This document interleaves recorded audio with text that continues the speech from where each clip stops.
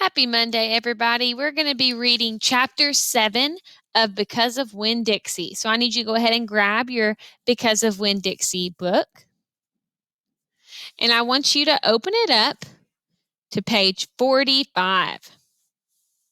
And as you're opening up your book, if you look on the front cover, you see a little silver medal. It almost looks like a coin.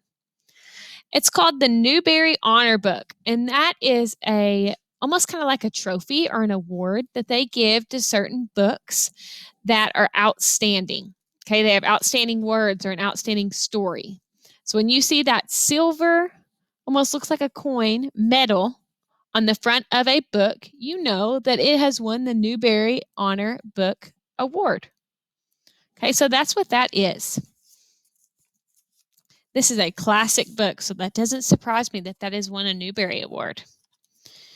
All right, page 45, chapter 7. I want you following along with me as I read every word.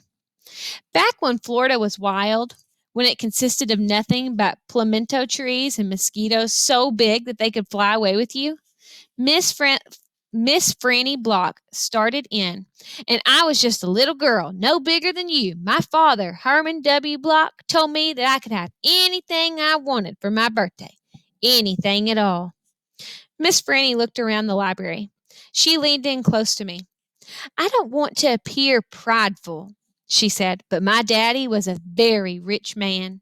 A very rich man. She nodded and then leaned back and said, and I was a little girl who loved to read. So I told him, I said, Daddy, I want most certainly love to have a library for my birthday, and a small little library would be wonderful. You asked for a whole library? A small one.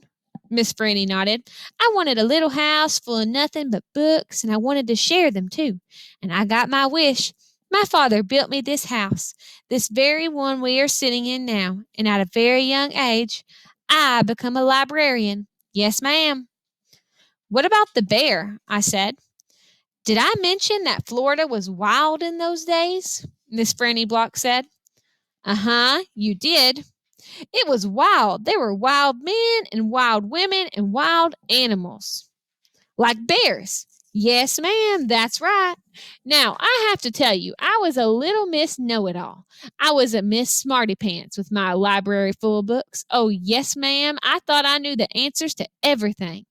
Well, one hot Thursday, I was sitting in my library with all the doors and windows open and my nose stuck in a book when a shadow crossed the desk. And without looking up, yes, ma'am, without even looking up, I said, is there a book I can help you find? Well, there was no answer, and I thought it might have been a wild man or a wild woman, scared of these books and afraid to speak up.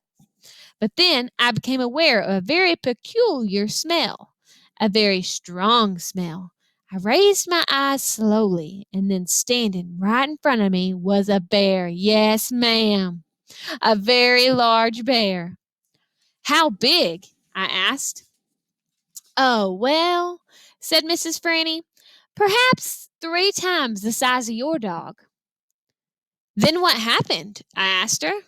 Well, said Miss Franny, I looked at him and he looked at me and he put his big nose in the air and sniffed as if he's trying to decide if a little Miss Know-It-All librarian was what he was in the mood to eat. And I sat there and then I thought, well, if this bear intends to eat me, I am not going to let it happen without a fight. No, ma'am.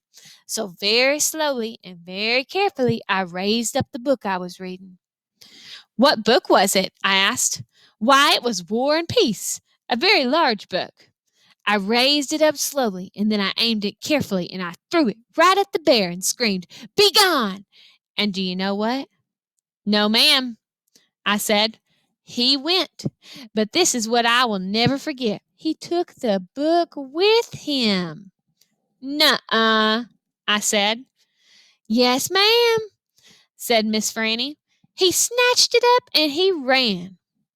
Did he come back? I asked. No, I never saw him again. Well, the men in the town used to tease me about it. They used to say, Miss Franny, we saw that bear of yours out in the woods today. He was reading that book, and he said it sure was good and would be all right if he kept it for just another week. Yes, ma'am, they did tease me about it. She sighed. I imagine I'm the only one left from those days. I imagine I'm the only one that even recalls that bear. All my friends, everyone I knew when I was young, they are all dead and gone. She sighed again.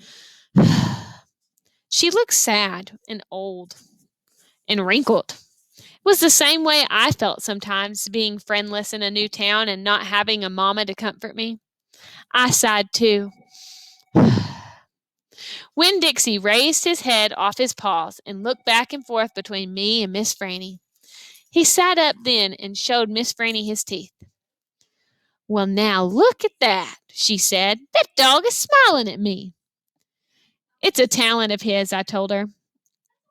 It's a fine talent, Miss Franny said. A very fine talent. And she smiled back at Winn Dixie. We could be friends, I said to Miss Franny. I mean, you and me and Winn Dixie, we could all be friends. Miss Franny smiled even bigger. Why, that would be grand, she said, just grand. And right at that moment, right when the three of us had decided to be friends, who should come marching into the Herman W. Block Memorial Library but old pinched-faced Amanda Wilkinson. She walked right up to Miss Franny's desk and said, I finished Johnny Tremain, and I enjoyed it very much. I would like something even more difficult to read now, because I am an advanced reader. Yes, dear, I know, said Miss Franny. She got up out of her chair. Amanda pretended like I wasn't there. She stared right past me. Are dogs allowed in the library? She asked Miss Franny as they walked away. Certain ones, said Miss Franny. A select few. And then she turned around and winked at me. I smiled back. I had just made my first friend in Naomi, and nobody was going to mess that up for me. Not even old, pinched-faced Amanda Wilkinson. And that is the end of chapter 7.